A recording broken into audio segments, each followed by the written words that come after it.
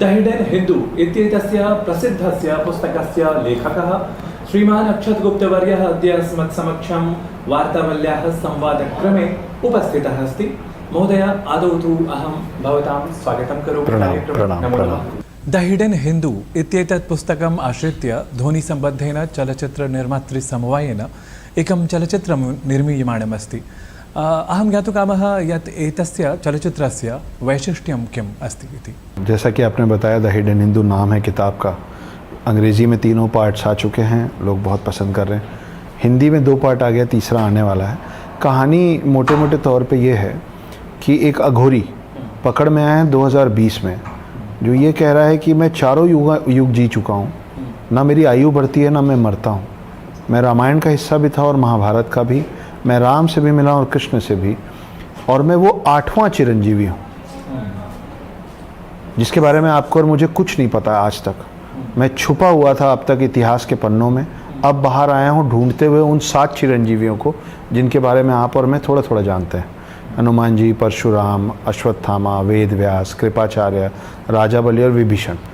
तो इन 7 में से मैं कोई नहीं हूँ, मैं 8वां हूँ जो इन 7 को ढूंढ रहा है। मार्कंडेय हवा। मार्कंडेय को दीर्घायु का वरदान था, चिरंजीवी का वरदान नहीं था।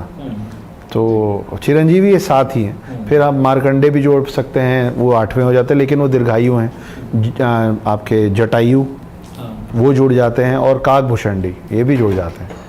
तो ये ऐसे तो 10 हो जाएंगे, मगर हैं 7 ही।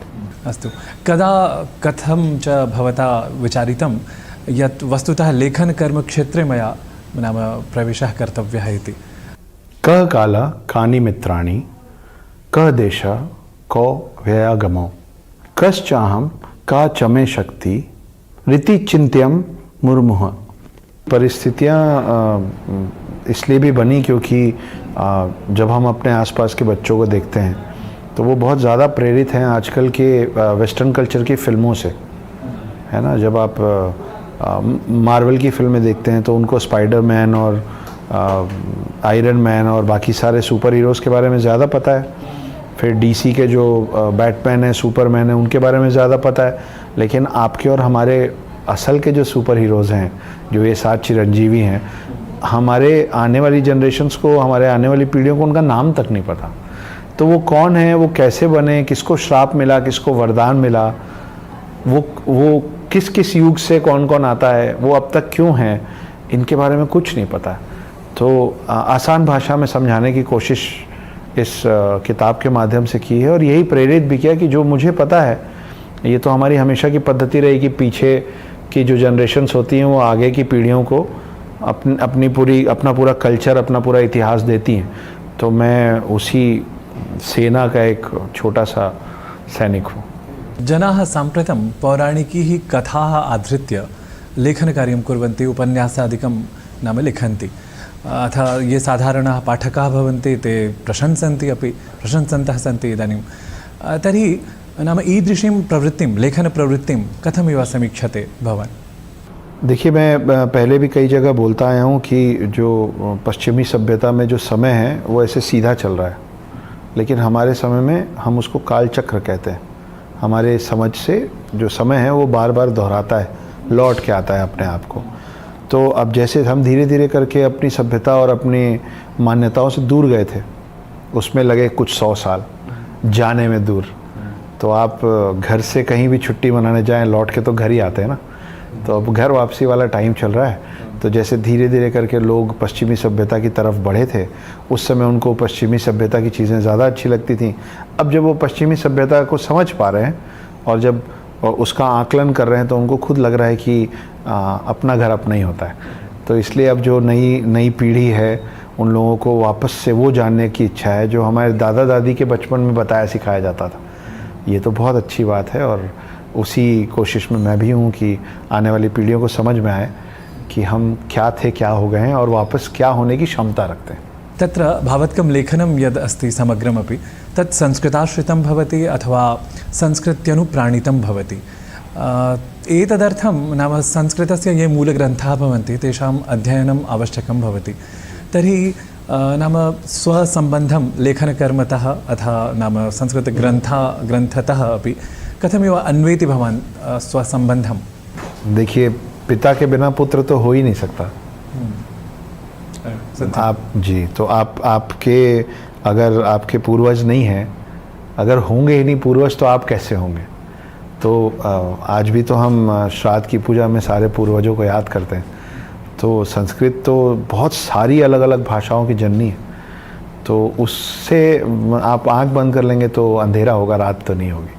तो संस्कृत की अपनी जगह है, जिसको थोड़ा सा हम लोगों ने नकार रखा है।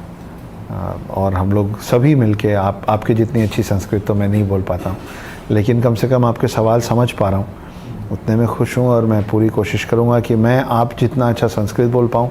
और आने वाले समय को आप देखिए, नासा से लेके और अच्छी अच्छी सभी जगहों पे एक जर्मन साइंटिस्ट थे, और उन्होंने कहा कि अगर कोई वेव, क्योंकि जो साउंड एनर्जी होती है वो वेव में होती है, वो ना कभी डिस्ट्रॉय होती है ना कभी लुप्त होती है, वो कहीं ना कहीं एनर्जी के वेव फॉर्म में होती है। तो उन्होंने इन लोगों ने जब पहली बार बाहर स्पेसशिप भेजा, वॉइस साउंड भेजा बाहर, तो वो साउंड में उन्होंने जिस साउंड और जिस लैंग्वेज का यूज़ किया वो संस्कृत था, क्योंकि उनका मानना था कि संस्कृत वो भाषा है जो और कोई भाषा कोई समझे ना समझे। सबसे ज़्यादा चांसेस है कि अगर किसी भी ब्रह्मांड में कोई भी इंसान या कोई भी और बुद्धिजीव कुछ समझ पाएगा तो शायद वो संस्कृत ही होगा।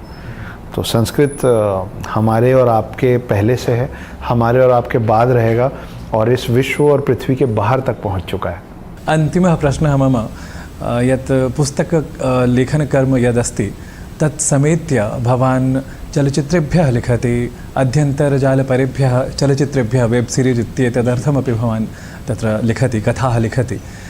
तर्हि सकलचलचित्रानुरागिभ्यः नाम स्वलेखनस्य यद् वैशिष्ट्यमस्ति तस्मिन् विषये कृपया विशदयतु।